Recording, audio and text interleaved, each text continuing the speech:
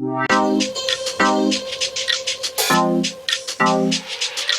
Welcome to food ഇൻഷി. ഞാനിതിവിടെ കുറച്ച് ഉണങ്ങിയ മുളക് എടുത്ത് വെച്ചിട്ടുണ്ട്. ഇത് നമുക്കൊന്ന് വറുത്തിട്ട് കുറച്ച് ചില്ലി ഫ്ലേക്സ് ഉണ്ടാക്കിയെടുത്താലോ. ആദ്യം ഇതൊന്ന് വറുത്തെടുക്കണം, എന്നിട്ട് പൊടിച്ചെടുക്കാം.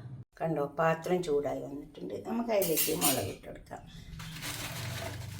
ഞാൻ ഈ മുളകൊക്കെ ഇങ്ങനെ വാഷ് ചെയ്തിട്ട് വെയിലത്തിട്ടിട്ട് ഉണക്കൂട്ടോ. നല്ലതാണ്. വെയിലുള്ളപ്പോൾ നമ്മളൊക്കെ ചെയ്ത് വെച്ചാൽ മതി. എന്നാൽ പിന്നെ നമുക്ക് മഴക്കാലം വരുമ്പോഴൊക്കെ നമുക്ക് പേടിക്കാനുണ്ടാവില്ല.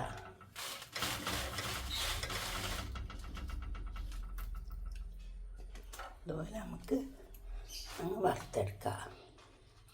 ഒരു വെളുത്തുള്ളി ഉള്ളിപ്പായി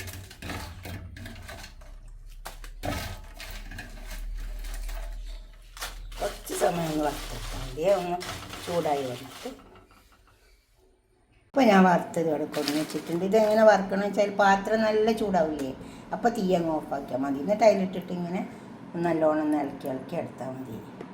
നമുക്കിതൊരു പാത്രത്തിലിട്ടിട്ട് പൊടിച്ചെടുക്കാം.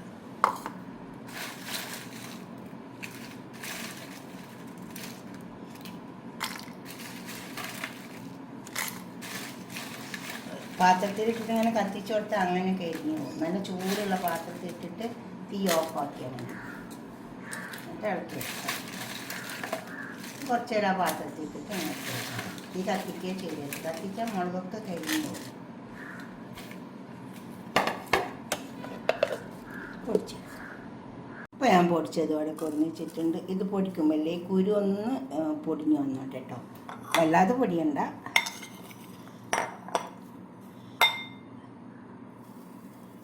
ഇതുപോലൊക്കെ ഒന്ന് ഉണ്ടാക്കി വയ്ക്കുക.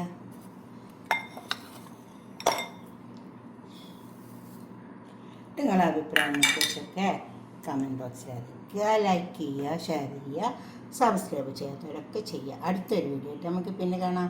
ബൈ. ഒരു പാത്രത്തിലാക്കിയിട്ട് മൂടി വെച്ചാൽ മതി. നമുക്ക് ആവശ്യം വരുമ്പോൾ എന്തിനെങ്കിലുമൊക്കെ എടുക്കാൻ പറ്റും.